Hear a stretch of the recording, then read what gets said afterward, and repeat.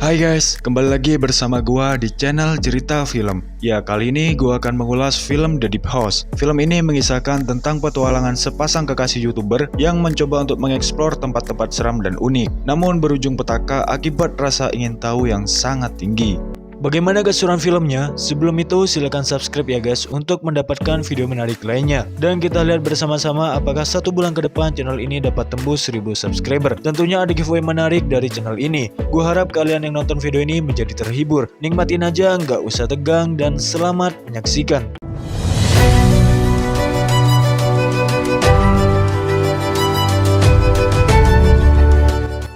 Film diawali dengan sepasang kekasih yang bernama Tina dan Ben yang sedang mengeksplor sebuah bangunan tua yang diketahui dulunya adalah sebuah rumah sakit. Di sana mereka mencoba menjelajahi ruangan demi ruangan sambil terus merekam, tetapi mereka tidak menemukan sesuatu yang aneh. 3 bulan kemudian, sepasang kekasih itu ingin pergi ke Prancis untuk menjelajahi sebuah danau, yang menurut cerita danau tersebut angker dan misterius.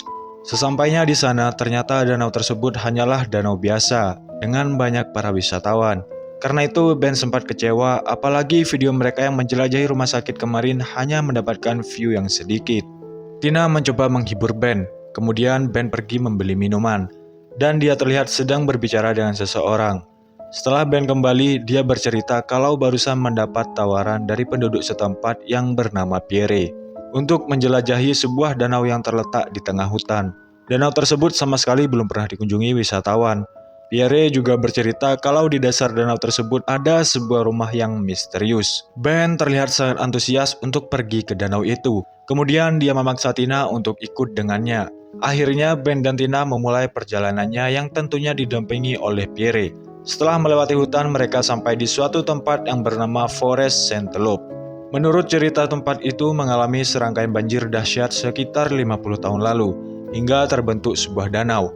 Mereka harus melanjutkan perjalanan dengan berjalan kaki untuk sampai di danau tersebut. Dengan berjalan kaki cukup jauh di dalam hutan, akhirnya mereka sampai di tempat tujuan.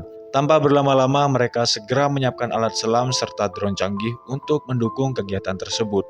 Kemudian Pierre mengatakan kepada mereka untuk mengikuti sebuah tangga agar mereka bisa menemukan rumah di dasar danau. Tak lama kemudian pasangan kekasih ini mulai menyelam.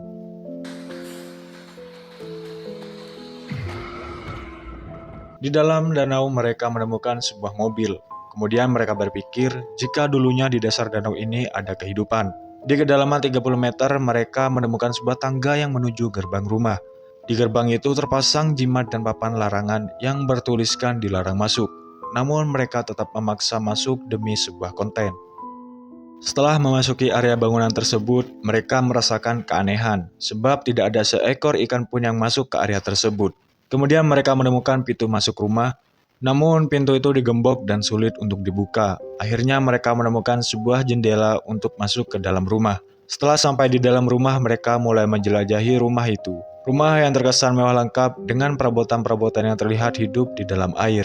Ruangan demi ruangan mereka jelajahi, lalu mereka memasuki sebuah kamar.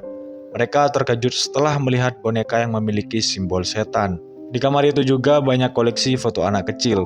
Kemudian mereka berpindah ke ruangan bawah. Di sebuah pintu mereka melihat bekas goresan tangan seperti ada yang pernah terjebak di ruangan itu. Tiba-tiba saja ada suara piano yang mengejutkan mereka. Tina merasa ketakutan, namun Ben selalu menenangkannya. Tak jauh dari ruangan tersebut, Ben melihat banyak berita anak hilang. Mereka pun menganggap keluarga ini semakin aneh. Tiba di ruangan terakhir yaitu dapur, mereka melihat salib yang terpasang di pintu. Karena penasaran, mereka mencari tahu apa yang ada di balik pintu tersebut. Ternyata pintu tersebut menuju ke ruang bawah tanah. Setelah melewati keruhnya air, mereka menemukan perlengkapan video. Betapa kagetnya mereka saat melihat ada sepasang mayat manusia yang tergantung, serta kedua tangan dan kaki yang terikat. Kondisi mayat tersebut juga masih utuh sempurna, padahal sudah terendam air selama berpuluh-puluh tahun. Tepat di bawah mayat tersebut, mereka menemukan simbol pentagram yang menandakan simbol pemujaan setan. Setelah mengamati mayat lebih dekat, tiba-tiba mereka dikejutkan dengan pintu yang terbuka sendiri.